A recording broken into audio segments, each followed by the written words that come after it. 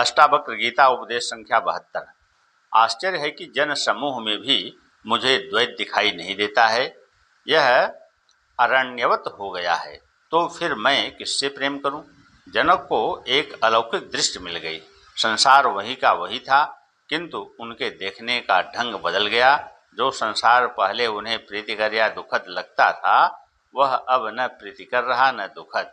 सुख और दुख, प्रेम और घृणा, अपना पराया सब मानसिक अवस्थाएं मात्र हैं। आत्मा के लिए वह केवल हैं। उससे कोई लगाव नहीं, न अच्छा न बुरा। यह भेद ही समाप्त हो गया। उसकी उपस्थिति को केवल दृष्टा भाव से देख रहे हैं। पहले जनक शरीर, स्वर्ग, नरक, बंध, मोक्ष, भय एवं विश्व को कल्पना मात्र कहते हैं। अब उन्हें यह संपूर्ण जनसमूह भी वन के समान दिखाई दे रहा है। उसमें भी कहीं द्वैत दिखाई नहीं देता कि ये मनुष्य भिन्न भिन्न हैं, इनमें आत्माएं भिन्न भिन्न हैं, ये मित्र शत्रु आदि हैं। इनके प्रति सारी व्यक्तिगत मान्यताएं समाप्त हो गईं। उन्हें इस जनसमूह में भी एकत्व भाव दिखाई दिया, आत्मोद दिखाई दिया। संकीर्णता के समस्त दायरे टूट गए। जाति, धर्म, भाषा, संप्रदाय, लिंग आदि विश्व बंधुत्व की भावना का उदय हो गया। यह था ज्ञान का महत्व।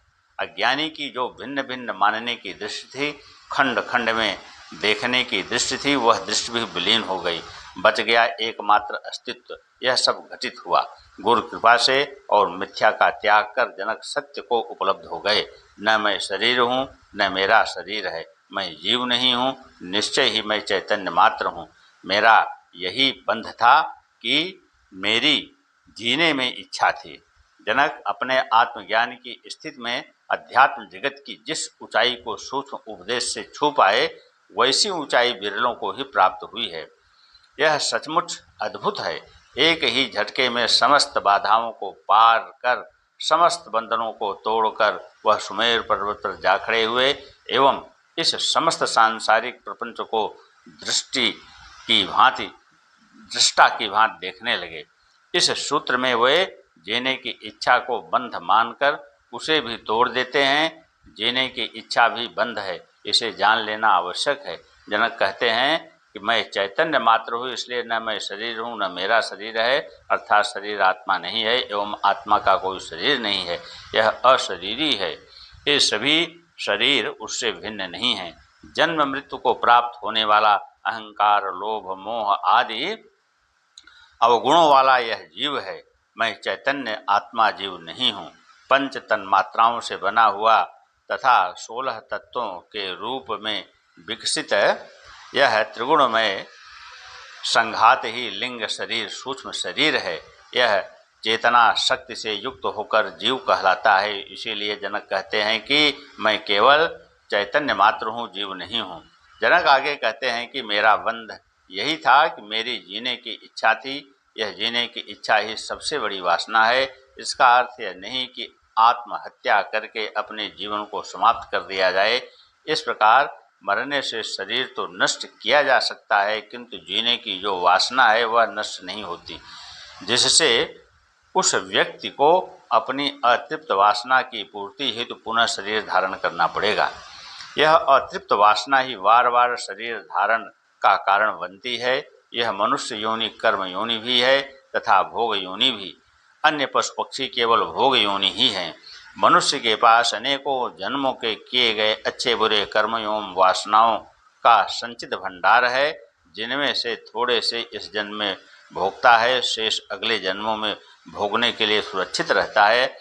यह मनुष्य शरीर उसे एक निर्धारित अवधि के लिए मिलता है, जिससे वह इस जन्म में भोगने योग्य कर्म फलों को भोग लेता है, किंतु अवधि से पूर्व शरीर को नष्ट कर देने से वे अभोग्य कर्म उसे अगले जीवन में भोगने योग्य कर्मों के साथ और भोगने पड़ते हैं। अतः सभी धर्म आत्महत्या को गलत व पाप मानते हैं। पाप मानने का कारण यह भी है कि ईश्वर ने, प्रकृति ने जो शरीर एक निर्धारित अवधि के लिए दिया है, उसे विकृत कर देना या नष्ट कर देना उस ईश्वरीय नियम का उल्लंघन है, उससे कार्य में हस्तक्षेप है। यही पाप है जिसकी सजा ईश्वर देता है। आत्महत्या के पीछे तीसरी धारणा यह है कि यह भी वासना ही है, जिसकी वासनाएं सर्वाधिक होती हैं, जिन्हें वे संसार में पूरा नहीं कर पाते, वही आत्महत्या का सहारा लेते हैं। आत्महत्या वासना मुक्ति का उपाय कदापि नहीं हो सकता। बुद्ध आत्मज्ञानी होने के बाद भी 40 वर्ष जीवित रहे। उन्होंने कहा कि जितने समय के लिए मुझे यह घड़ा मिला है उसे समय से पूर्व ही फोड़ दूं, यह भी वासना ही है। इस शरीर से मेरा काम हो गया, इसलिए अब इसे नष्ट कर दूं, यह भी स्वार्थ है। यह स्वाभाविक रूप से जब भी फूट जाए फूट जाए, फोड़ने की चाह ठीक नहीं है। जो भूखे रहकर जबरदस्ती शरीर छोड़ना चाहते हैं वह भी पाप ही है, शिष्य के नियमों का उल्लंघन है। ऐसा व्यक्ति जीने में भी शर्त रखता है कि ऐसा होने पर ही जीऊंगा, अन्यथा जीना व्यर्थ है। वह शर्त पूरी न होने पर आत्महत्या कर लेता है। आत्महत्या करने वाला भोग की वासना से ग्रस्त है, इसलिए मुझे इसे पाप कहा गया है। फिर जनक जीने की इच्छा को बंध क्यों कह रहे हैं? वे कहते हैं इच्छा मात्र बंध है, जीने की इच्छा भी बंध है। जीने की इच्छा भोगों की इच्छा के कारण ही पैदा होती है कि मैं अधिक जीऊँ तो अधिक भोग सकूँगा। यदि भोगों की कोई इच्छा नहीं, अन्य कोई वासना नहीं, अपने पराये में राग द्वेष नहीं, भेद नहीं, संपूर्ण शिष्ट आत्मत प्रतीत होने लगी, व्यक्तिगत जितनी मान्यताएं थी सब समाप्त हो गई, फिर भी जीने की इच्छा करने का अर्थ है अभी वासना शेष है, अभी कुछ पाना शेष है, अभी मोह ममता राग आज छूटा नहीं है। इसलिए जनक जीने की इच्छा को बंद कहते हैं। समस्त इच्छाओं के छूट जाने पर भी शरीर तो रहेगा, किंतु वह निराकांक्षी होकर रहेगा। स्वाभाविक जीवन चलता रहेगा, कर्म एवं संसार के प्रति आग्रह नहीं होगा। ऐसा व्यक्ति ही जीवन मुक्त होता है। ऐसा जीवन भी एक उच्च कोटि की कला है। अज्ञानी इस कला को न जानने से ही दुखी रहते हैं। दुख न तो भाग्य का फल है, न ईश्वर का अभिशाप, मनुष्य की गलत दृष्टि ही इसका कारण है। जिज्ञासु अक्सर ये प्रश्न पूछते रहते हैं कि जीना ही क्यों है, यह जीवित किस लिए है, इसका उद्देश्य क्या है, जीवन मिला ही क्यों, जीवन का सार क्या है, क्या खाना पीना, बच्चे पैदा करना व अंत में मर जाना ही जीवन है? यदि विमुक्त ऐसे प्रश्न नहीं करते, वह सीधे ही मुक्ति का इच्छुक है। बुद्धिमान ही ऐसी इच्छा करते हैं। ज्ञानी के सभी प्रश्न गिर जाते हैं, उसको समाधान मिल जाता है। मूढ़ में इतनी बुद्धि होती ही नहीं कि उसको ऐसी जिज्ञासा हो। यह सारी समस्या जिज्ञासु की है। जहाँ जिज्ञासु ने प्रश्न किया कि उत्तर देने वाले तैयार बैठे रहते हैं, उनके पास फटाफट उत्तर तैयार रहता है।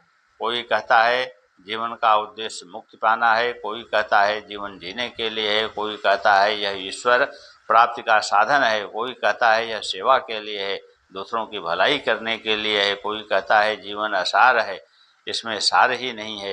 यदि भिन्न भिन्न मान्यताएं हैं, लेकिन जनक कहते हैं कि जीवन जैसा है उसे स्वीकार कर लो। स्वाभाविक रूप से जीना ही उत्तम है, न इसका तिरस्कार करो, न इसके प्रति मोह। यह जीवन किसी पाप के कारण नहीं मिला है, बल्कि ईश्वरीय वरदान है। ईश्वर की इच्छा समझकर इसे ग्राह्य कर लो। न भोग न त्याग की इच्छा करो, न जीने की इच्छा करो, न मृत्यु की। ईश्वर ने दिया है, अच्छा है, वह आपस ले ले तो भी अच्छा है, सब उसकी मर्जी से होने दो। तुम व्यर्थ ही इसका उद्देश्य निर्धारित मत करो। जीने की इच्छा रखने से तुम अनेक पाप करके भी अपने को जिंदा रखने का प्रयत्न करोगे तो पाप ही होगा। जितना अधिक जिंदा रहने की इच्छा होगी, उस इच्छा के कारण उतने ही अधिक पाप करने पड़ेंगे। अतः स्वाभाविक रूप से बिना पाप कर्म किए जीना है, जी लो। लेकिन जहाँ तुम्हारी जीने की इच्छा बलवती हुई कि पाप होने शुरू हो जाएंगे, जीना शुभ है, किंतु जीने की उसकी वासना बन जाएगी, और यह इच्छा यदि पूर्ण नहीं हुई तो दोबारा जन्म लेना पड़ेगा। यह इच्छा ही तुम्हारा बंधन बन जाएगी। जनक यही तो कह रहे हैं कि मेरी भी जीने की इच्छा थी और यही मेरा बंध था, अब मुक्त हूँ।